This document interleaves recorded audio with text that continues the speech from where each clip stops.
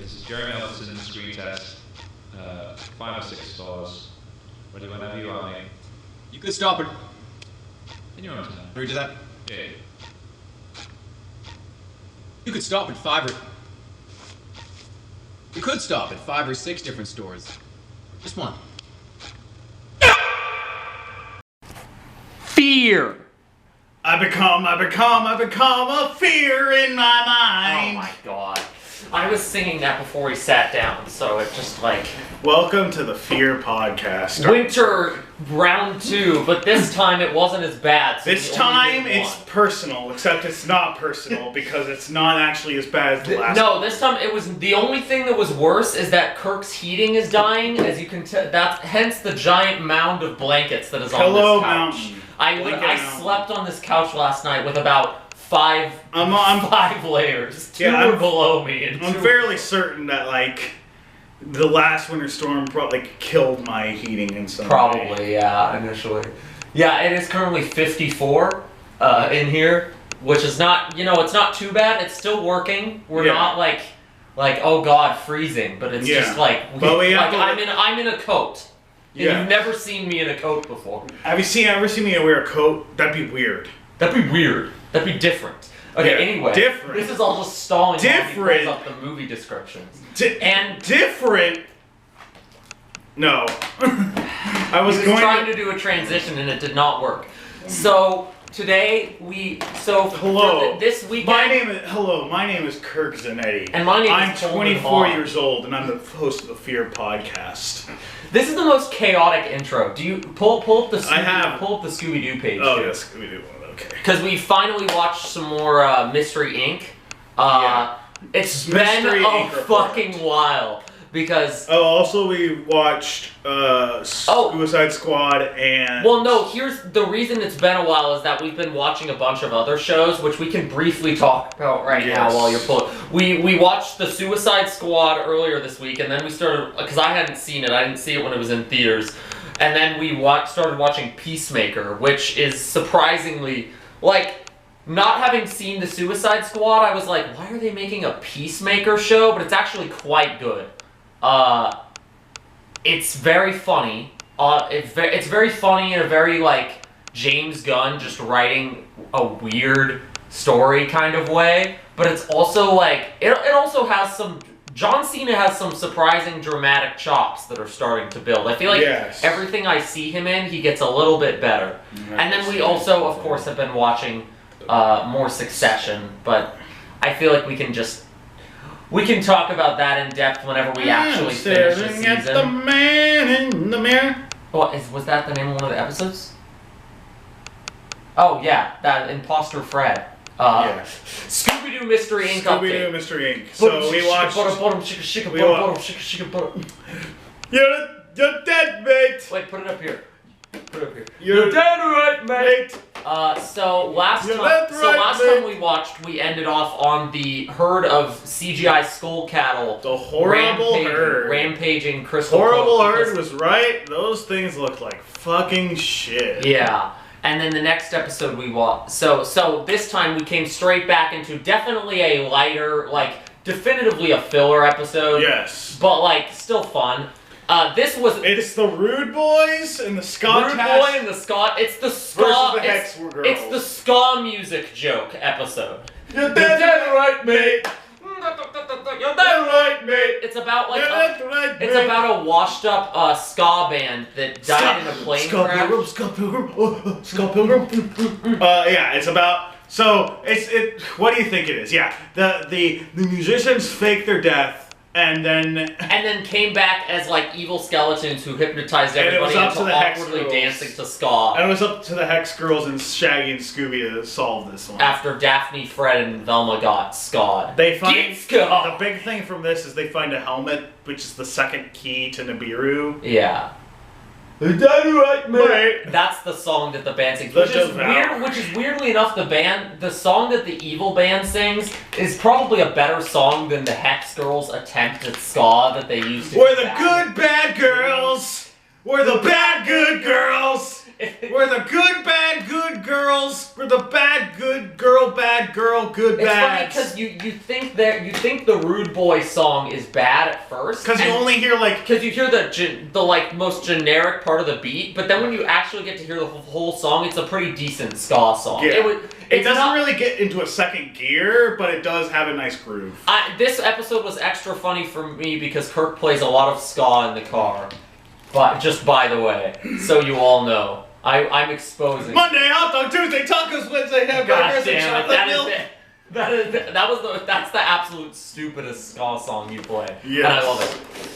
But it was pizza day, the last day of the week. The devouring a side of pork and beans. Oh my god. The devouring was also kind of another filler episode. Yeah. Not in a bad way. These two episodes were really funny. They just didn't have a lot to do with the central plot until the ending where they found the bowl, which was like the fourth key in the third key in the beginning. We've gotten to the point in the show. Oh, also Pericles has Mr. E on a very tight leash because Mr. E was like, "You're out of control," and then Pericles injected like snake venom into his spine to like control the effects. The evil group's getting fucked up. I don't know if it's just because we haven't watched in a while or if things actually did up in this way, but like it's getting to the point where the like humor and the weekly monsters, they're leaning hard into absurdism because they know that by this point you're watching to see how the main plot plays itself which means out. Which means they can do whatever the hell they want with the mystery plot. It can be ska band battling hex girls or a gluten demon that eats gluten food. Fat demon. Fat demon. And then Shaggy or dandy highwayman. Okay, wait, no, we have to talk about inflation Shaggy and Scooby. Do we have to talk about wrestling? Do we have to talk about inflation Shaggy? Yes. Damn it. That episode also had Rick Spartan from the first season. Rick Spartan and Kachinga. Yeah. If you remember who they are, which you probably don't. They're the ones who were the adventurer and Daphne and Fred in problematic relationship stand-in before Brad and Judy existed. Yeah. Rick Spartan is Barbarian Fred Himbo, and Kachinga is his white friend who he pretends is like. It's a weird joke. I don't feel like this. I'm never sure how I feel about the joke. I feel like the harder they lean into it, the less it works. Yeah. The Kachinga joke. The next one is interesting because it doesn't have much. Stand and deliver. The plot itself is very self-contained. It's about this dandy highwayman, this guy who is like going around robbing people and abducting women. Well, they go with him, but he's still abducting women, and he's like, I'm just listening to them. I just listen to them, and they do whatever I want. The second this dandy highwayman character appears, he has this very dainty theme, and he's very soft spoken. Yeah, he's like like an old British patron. The second he showed up, I was like, this is an Ace Attorney character. Not even an Ace Attorney villain necessarily. Just a character that like shows a weird Ace Attorney side character who they're like, maybe he's the villain, but he ends up not being the villain. So, I hear you love cream cheese on pizza. I love it too. Oh my god. But yeah, he robs people, and then this. Okay, today was one of those days where I think each episode we watched of the 4, each one got better than the last. I don't know. And sillier too. And sillier too. Well, except for the Man in the Mirror. Even the Man in the Mirror had Imposter Fred. Yes. Because like the dandy highwayman one was less absurd than the 2 before it, but was probably funnier.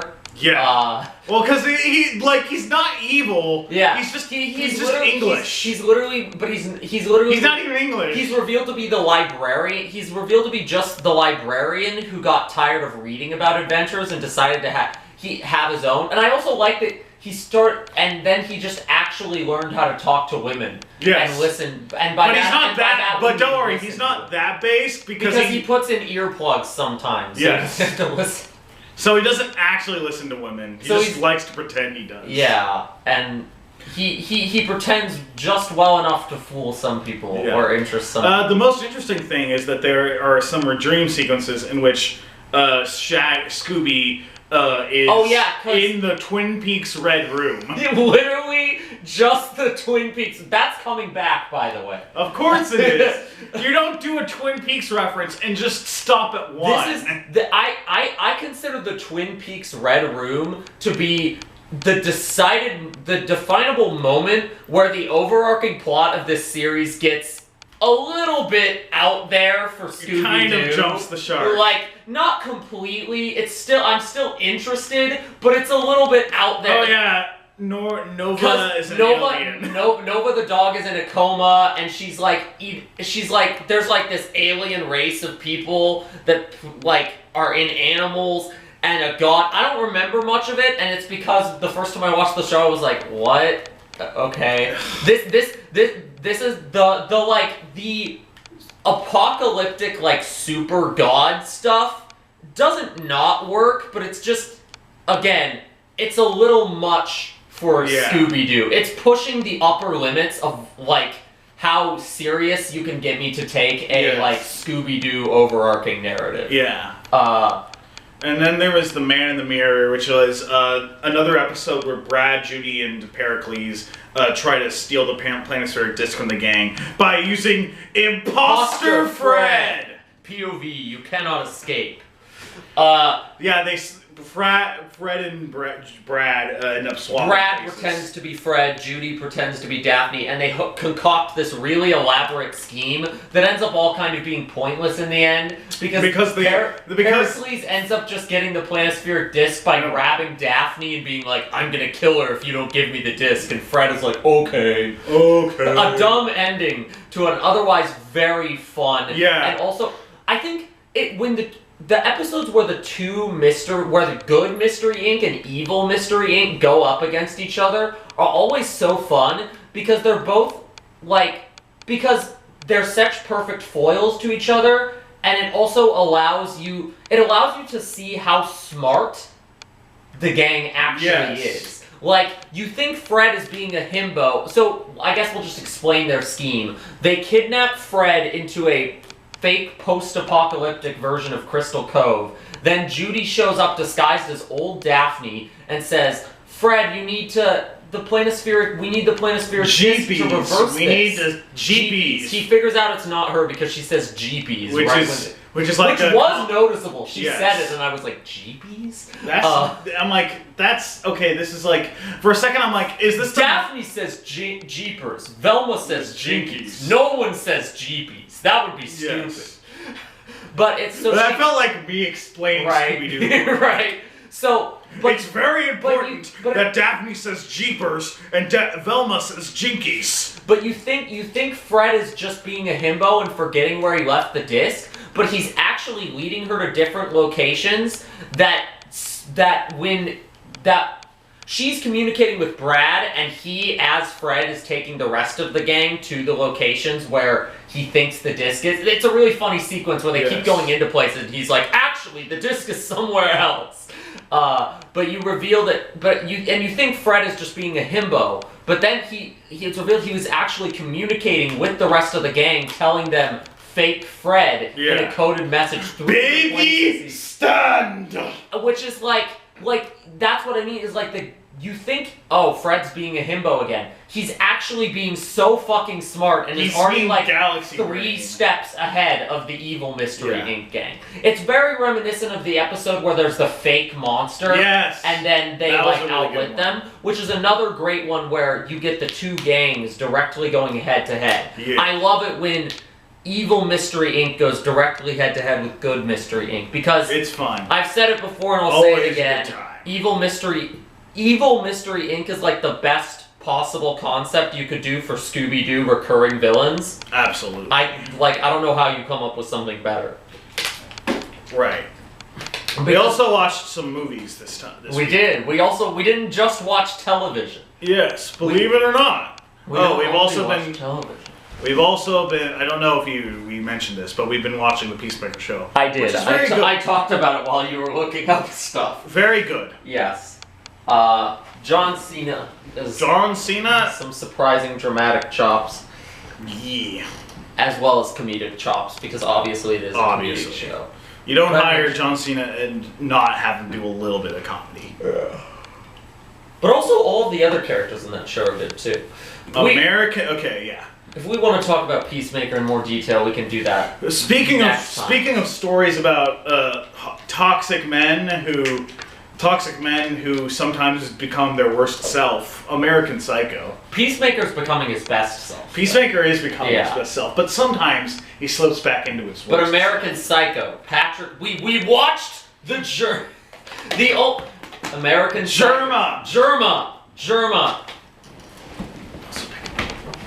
Germa. Pick up Hancock. It's very special. It's very important. Germa.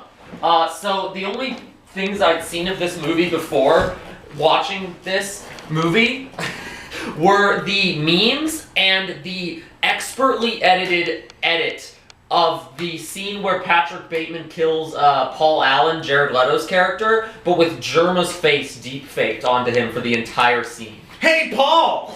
Hey, Paul! Image of Germa with the axe here. But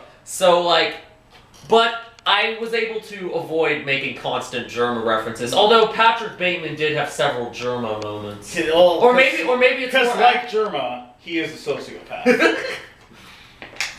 Germa is not a sociopath, he's just a weirdo. But the character of Germa? The character of Germa. Patrick Bateman is like he's one of Germa's personas. He's like, oh, I got a great idea for a character. It's a psychotic rich killer. The Psycho Germa character is basically just Patrick Bateman. Yes. Okay, Germa tangent over. Sorry if you don't watch Psycho. Germa. Sorry, Psycho, Lauren. the actual movie and not the Germa movie. I really love this movie. Yeah, it's really awesome.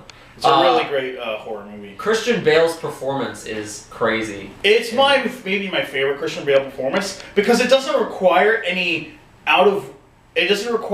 like crazy body dysmorphia. Yeah. It's all in facial and voice performance, and he does such a great job of showing this guy who is like becoming more and more and more unstable and mentally deranged. But not in a way that is cartoonish. No.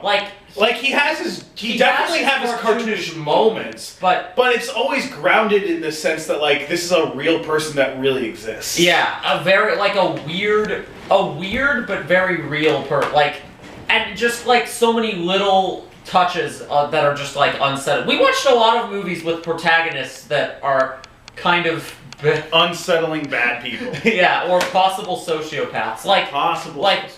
To mention Peacemaker for a second again, there is a character in that show that is literally a sociopath. Not a psychopath. No. Really. Just a sociopath. Yeah, he doesn't he literally cannot relate to other human beings. Like Patrick Bateman. Yeah. Except unlike Patrick Bateman, Vigilante he is not really have murderous tendency, murderous like fantasies or anything. No. He's just like he just kind of murders people because he doesn't really relate to other human beings. He also is one of the funniest characters in the Peacemaker show. To tell you how strange I actually really like the character of Vigilante. Yeah. Because like it's not unjustified to say that like most sociopaths are evil people, because having an inability to connect with humanity on an emotional level because you have antisocial personality disorder is a great way to become a serial killer. But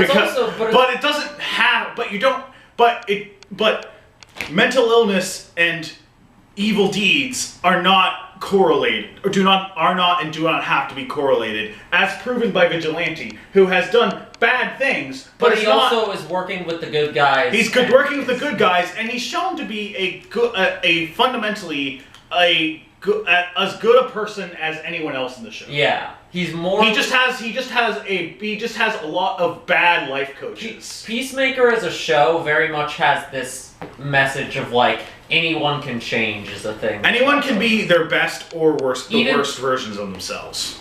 Are we talking about American Psycho, or are we talking about Peacemaker? I'm not judging you. I just think it's funny how we keep starting to talk about American Psycho and then talking about other things. Well, I think it's interesting because like they come from different worlds. Yeah. Like Peacemaker is is a sociopath, is a pathological killer from like the podunk redneck.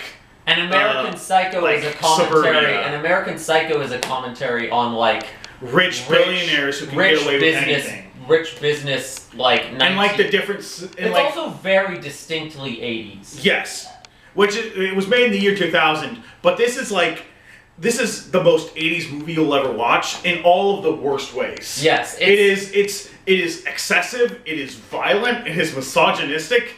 But it knows that it's all of those things. It's a commentary on those things. Because it's showing off how this world of this like lavish lifestyle of excess just creates these monstrous people. I also really like how it does not go the way you would expect. Like when I was watching it, I was expecting it starts out feeling like more of a straight up slasher. Yeah, like a slasher. It's like, okay, I can like that, and that's where I thought it was going to be just like a very clever slasher. But at the end, it gets much more like it's way more intense when he doesn't kill people. Yeah, there's a lot of there's one great scene where he invites his secretary over, clearly with the intent to kill her. Like he says he made a dinner reservation, but he doesn't make the dinner reservation. Yeah, and then invites her over to his place first.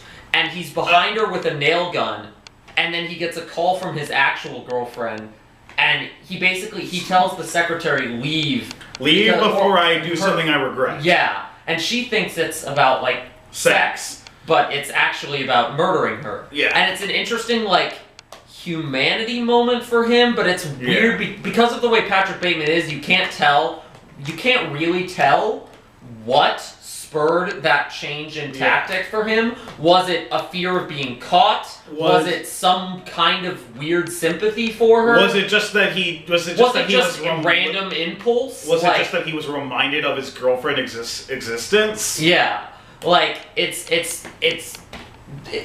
he's unreadable in that way that a sociopath would be. Yeah. Even he does not really know what he's doing or why he's doing it. And as the movie goes on, he becomes more warped and in control of his actions. As the movie becomes more ridiculous and over the top with the murders. Out of touch with reality. Yeah, no, that's what I didn't expect. Was it turns into a sort of psychological horror by the end, where he doesn't know. He doesn't even know if he is who he thinks he is. He snaps and goes on a killing rampage, but it seems as if that rampage didn't actually happen and it was all in his head. And then his secretary finds a notebook of fucked up drawings of his, which could imply that he killed all those women, or it could imply that he killed no one and just fantasized everything was an illusion. Because his lawyer says, who the lawyer thought was making a joke call. He calls the lawyer and the lawyer is killed all these people. And the lawyer is like, that's impossible because I had dinner with Paul Allen in London a week ago, and you can't tell if that's a lie to cover for Patrick Bateman or if Patrick Bateman didn't ever actually kill Paul Allen and that was all just a fantasy. Yeah.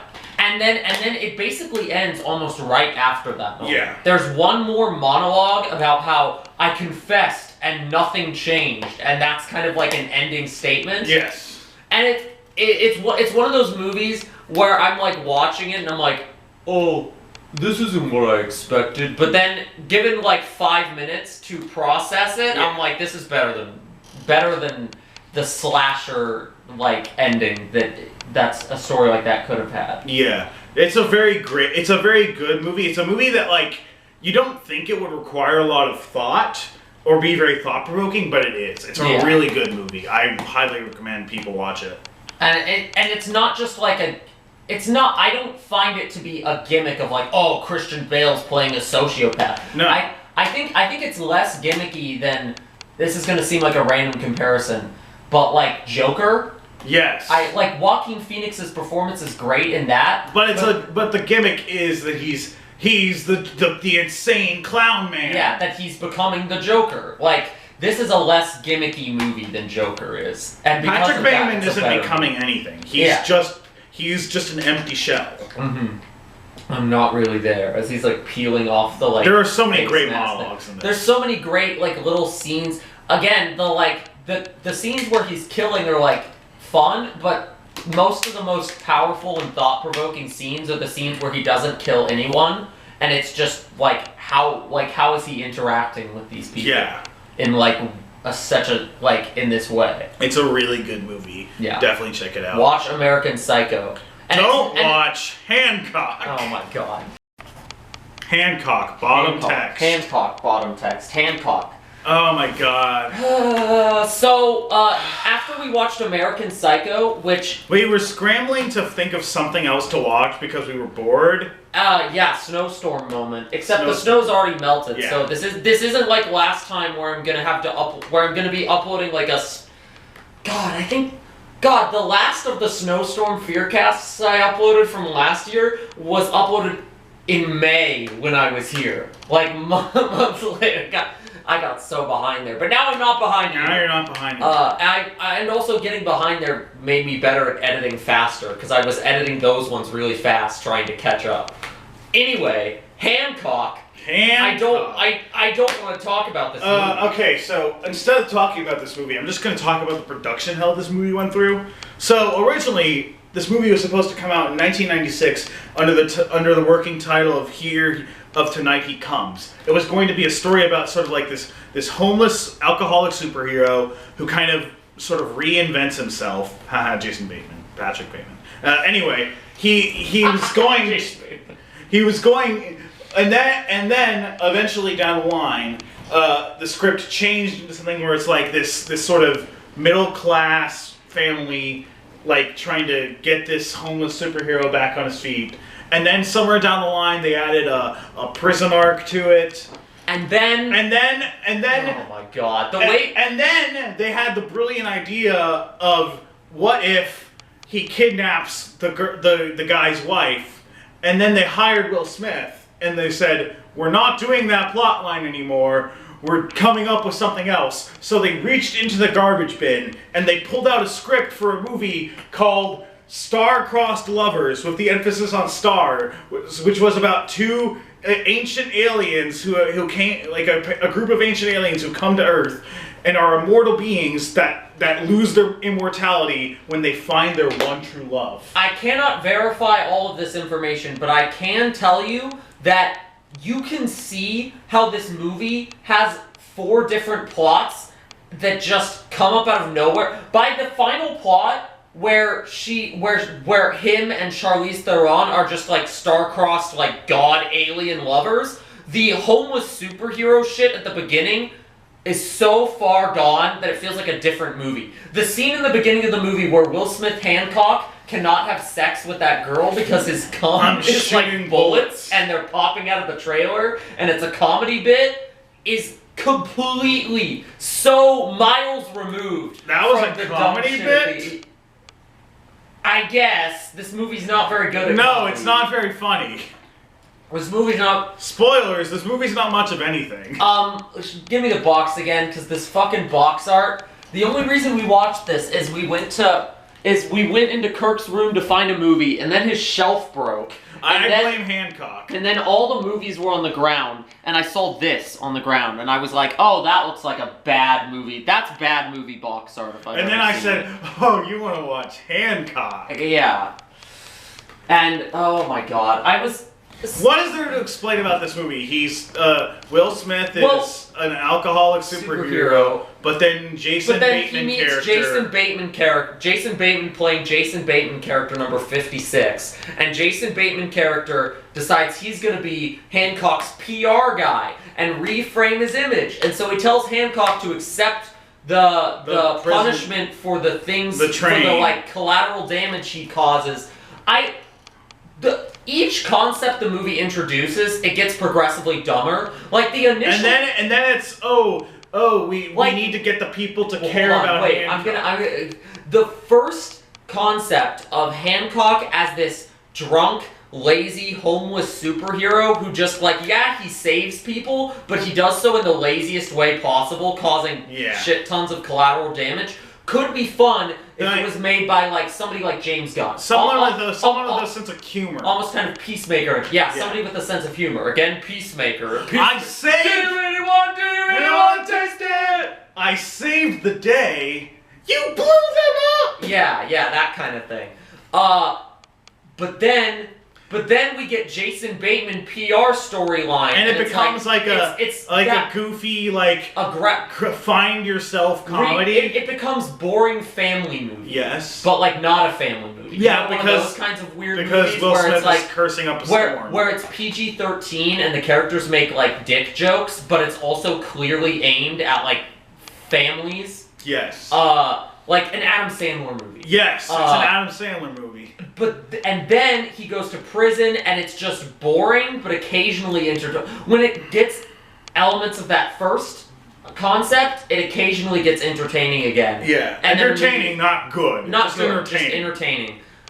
And then halfway through the movie, Charlize Theron and Will Smith make out, and then she fucking throws him out of the house, and she has superpowers too. She's like, it's time. She's like, we're doing the next part of the movie now. And I just sat there going, what? And I was laughing. What? And then you were laughing because he didn't everything he explained at the beginning of this segment, he did not explain to me before we started watching. No, the best and only way to watch Hancock is to go in blind and have someone sit next to you. Since we've told you everything, you don't need to watch it. Yeah, I made sure you don't have to watch this movie. Don't watch Hancock. But he wasn't so lucky. Yeah. So I'm just like, what? And then you started explaining the star-crossed lovers shit, and I was like, that's so... Oh, by the way, like, I'm not joking when I say, like, they lose their immortality when they meet their one true love. Like, the closer, the movie outright states, the closer they are to each other, both emotionally and physically, the less superpowers Hancock has. So it's established that Hancock,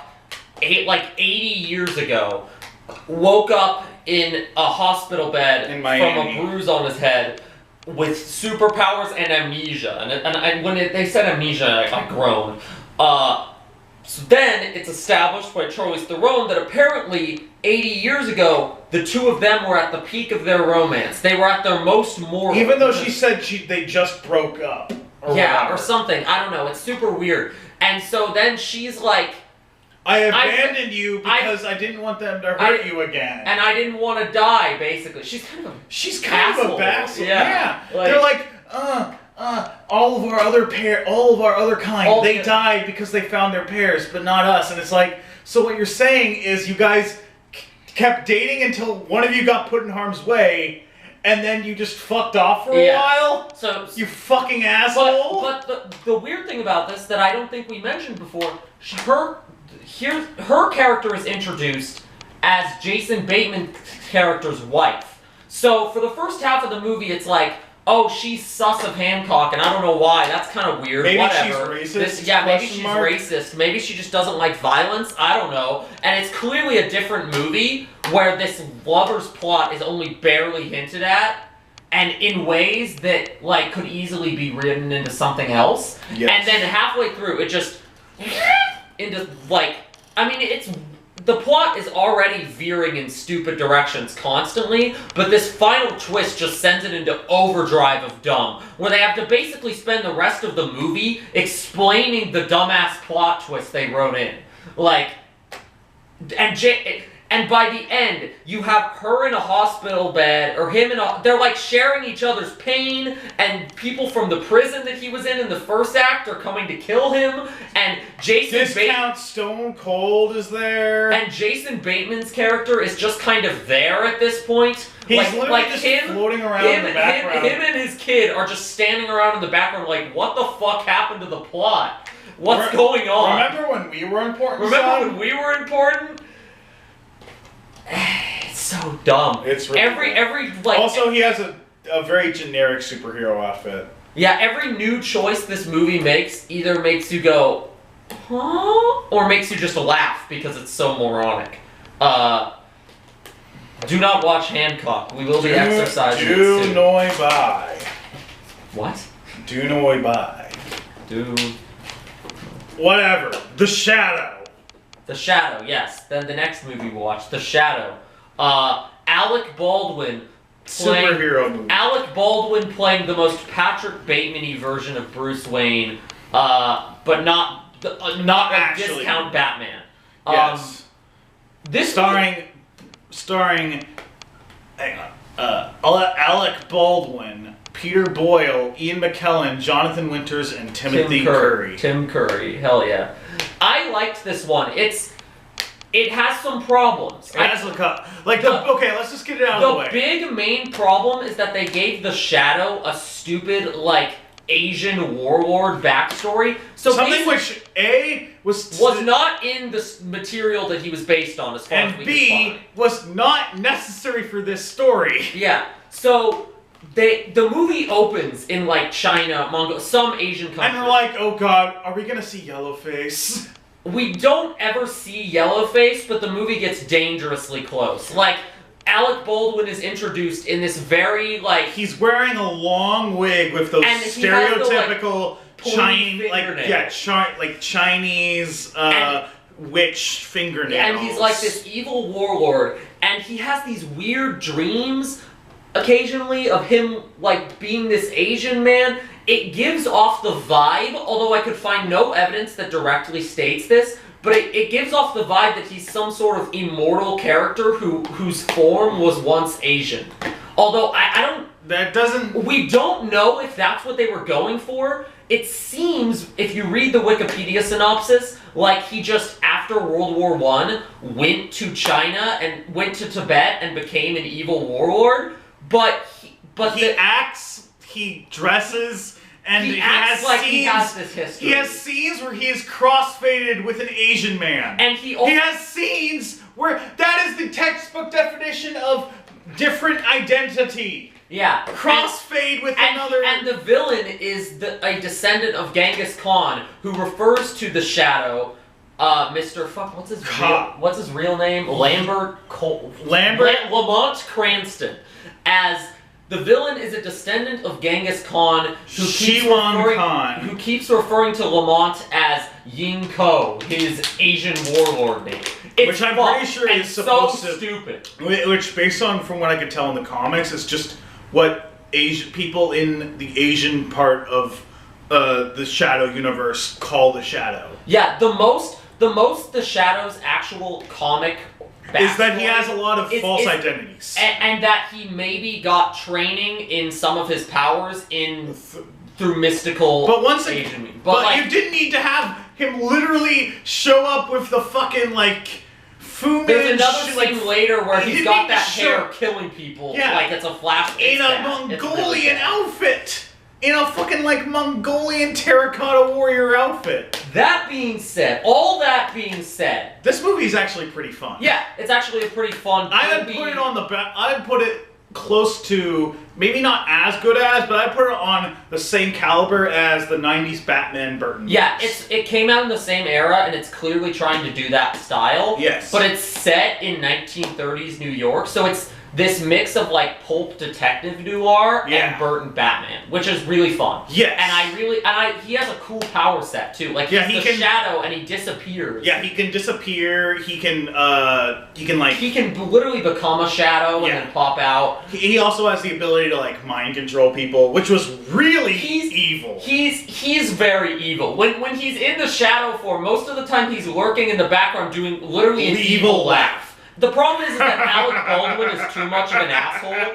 Alec Baldwin is too much of an asshole to be a true hero, so he just comes across as kind of anti-hero almost. He also has a secret underground organization of people that he rescues and then forces into his he then basically forces into his servitude, which is so he has a driver basically, but the driver is just a taxi driver who, whenever he summons him, has to abandon his taxi driving job and go drive Lamont Cranston around. Yeah, it's so weird.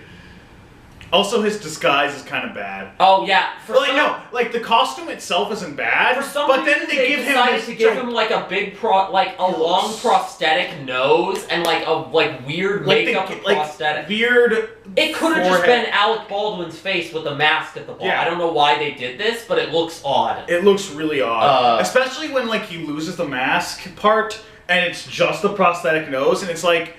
because it's so weird. Because then they have to crossfade back into Alec Baldwin's regular face. The way we describe this movie, it sounds very bad, but the tone of it. It's got a really goofy 90s, 60s Batman tone, but with the edge and violent of Burton Batman. Burton Batman, which is also the tone Burton was going for, where it is a serious story being told in a cartoon world. The tone is such that most of the things we're complaining about were fun when we were watching a movie. Even the problematic shit was we were laughing at it in the most this is fucking stupid kind of way. This is the exact type oh man, this is so ridiculous. This is the exact type of thing those old 30s comics would do all the time. And then we looked it up and that wasn't in any comics. Characters racist backstories.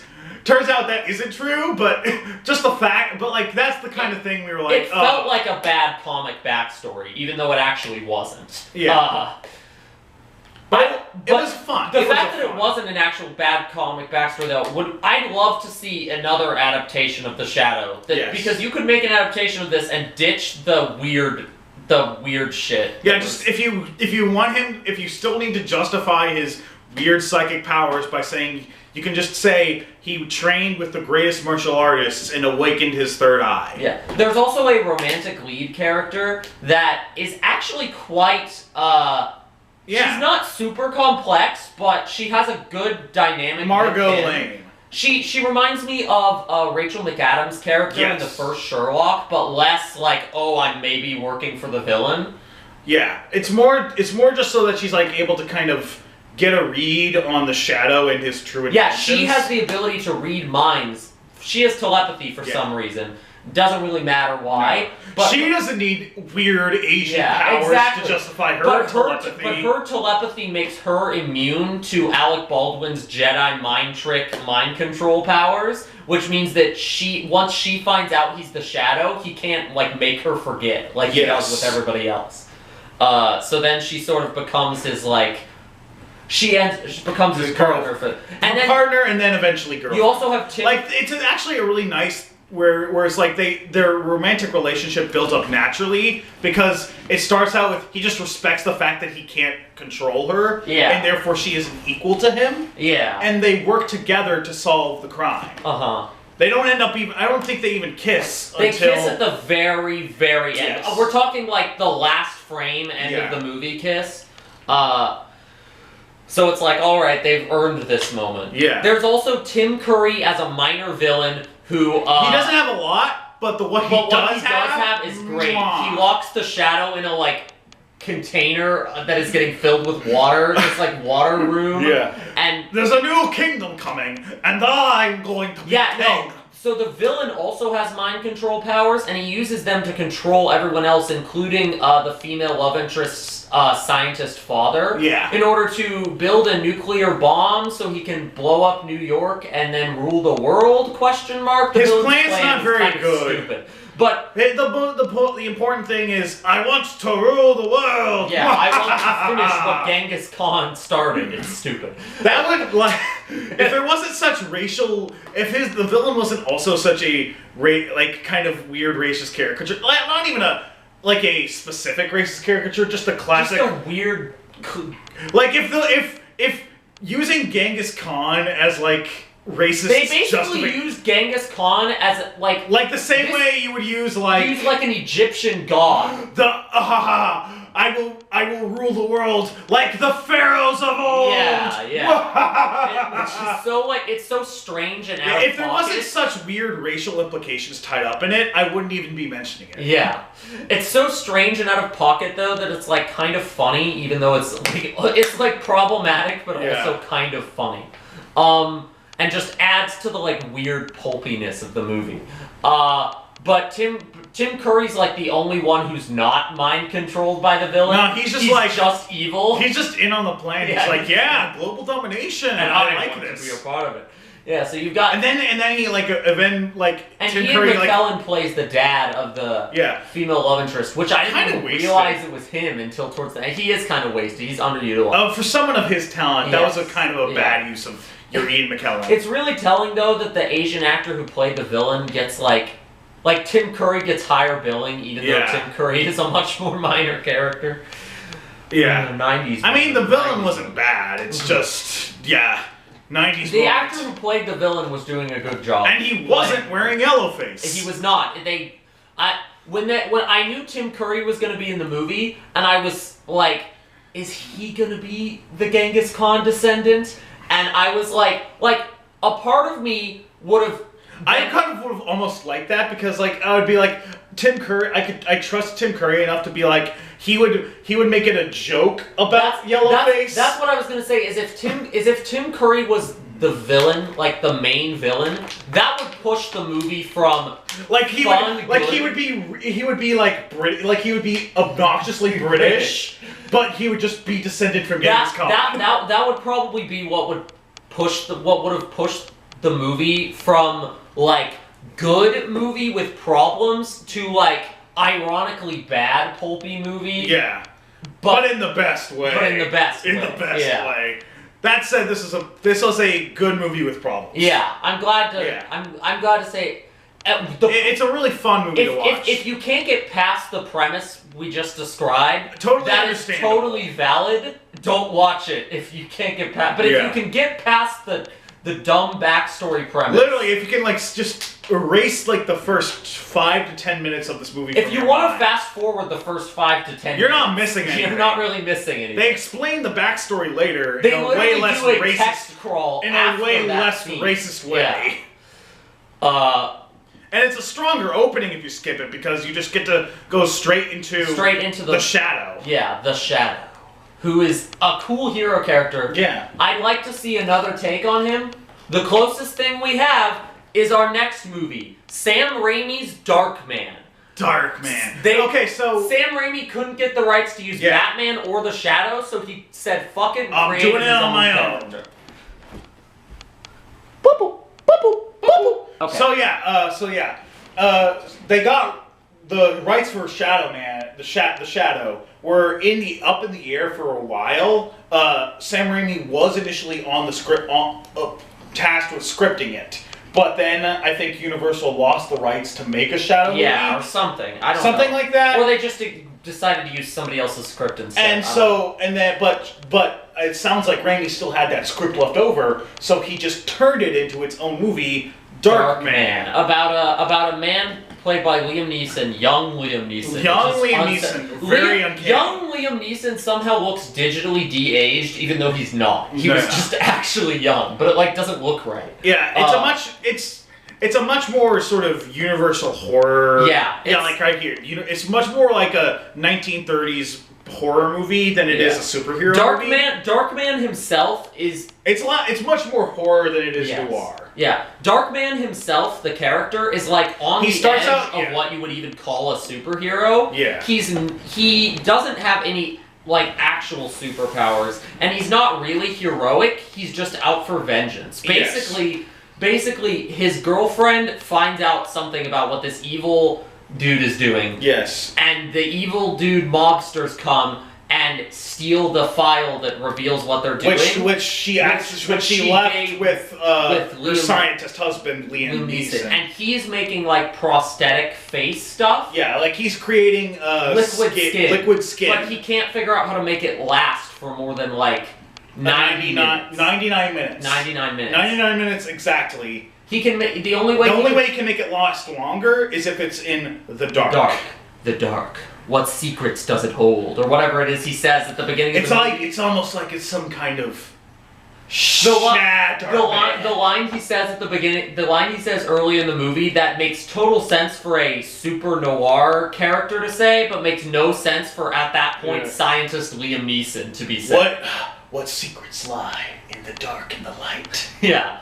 So, something along those So lines. he gets his face horrifically burned, and most of his he watches his assistant get murdered, and then they blow up his entire warehouse. She thinks he's dead. but he survives through a very unethical experimental where they procedure. essentially cut off his sense of feeling. Yeah. Which leaves him with hyper-aggression and super strength. Not necessarily super strength, But like slight strength.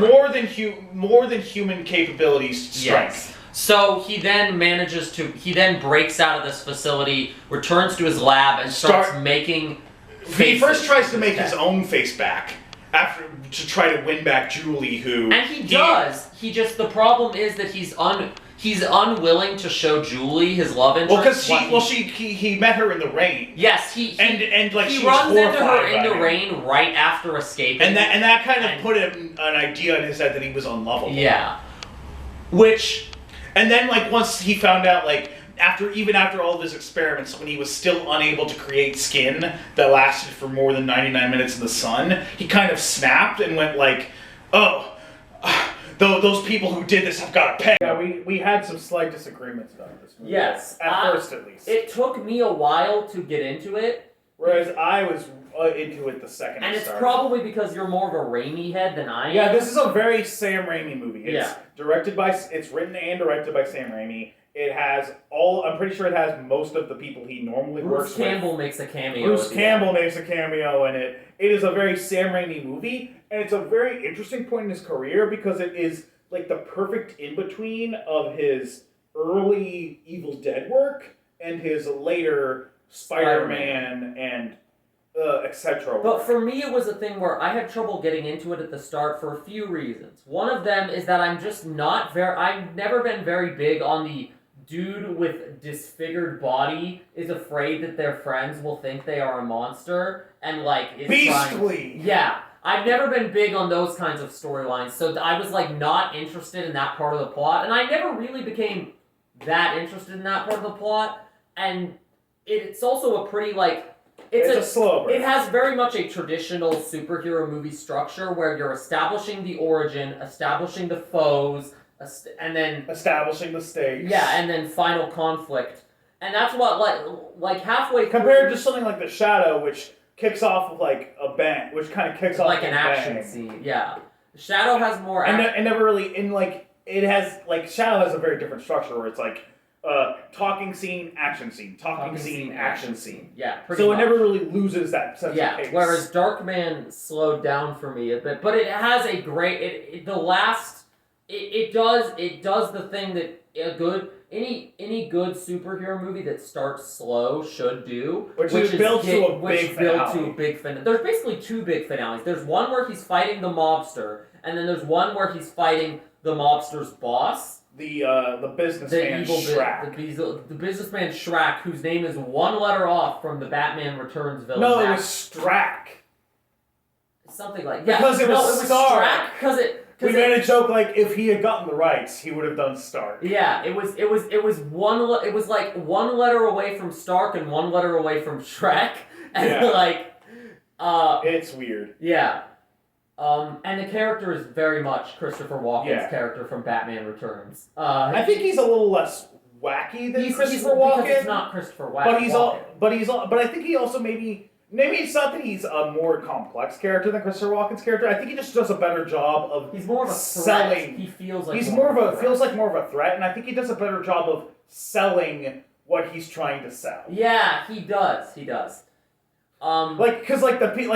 The people almost buy it. They're like, oh, the city of the future. I see. You gotta crack a couple eggs. Even the girlfriend of the main character, she approaches the businessman with the info about the shady shit, and he's like, yeah, I know about the shady shit, but I'm not the one doing it. It's this other guy. And then later in the movie, when she finds out her husband is alive, he then has to reveal that actually I am the one doing it. Yeah. The mobster guy is my minion. Yeah. We haven't talked about though the part of the movie where it became fun for me was when Darkman started wearing the enemy started wearing the bad guy, started making cast disguise. Yeah, basically. He started making molds of the bad guy's face and using them during the 99 minutes of time to using them really way smarter than most characters with face masking. Well, because he uses them to get the enemies to turn on each other. He uses them to get all the mobsters to be confused and turn on each other. And he'll dress up as this guy to steal money from the boss. There's one amazing moment in the final conflict where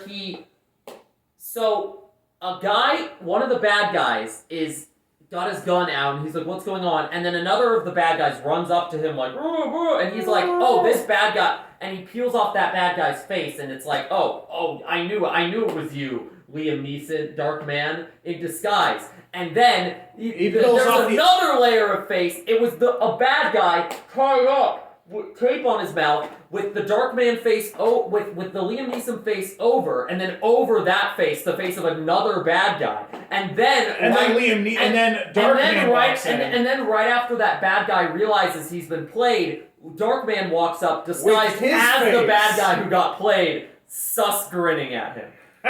All the face shifting stuff is where I started having fun because imposter, sus, and they actually but it's also done well. Yeah, it's probably I can't think of except for maybe like The Thing, which is obviously all about the horror of a face stealer. I can't think of anything that does the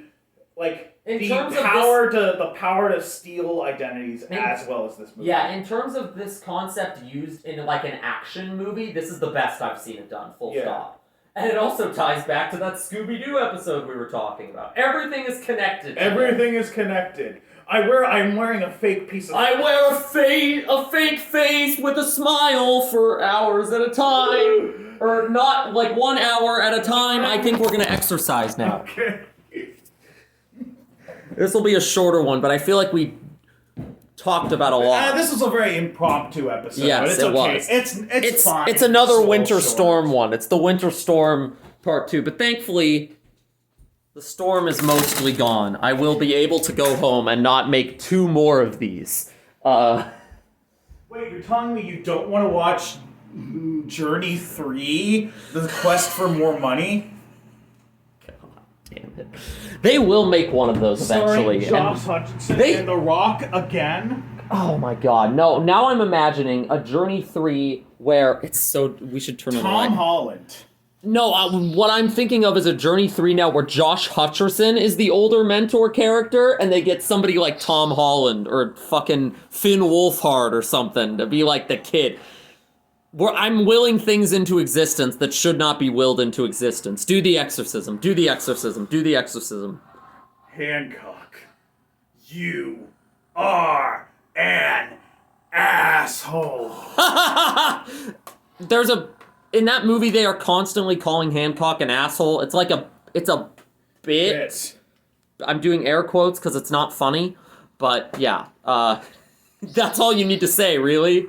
Hancock, you are call me asshole one more time. Asshole ye! Fear! Fear! Fear! My battery's dying, so I didn't have much to say.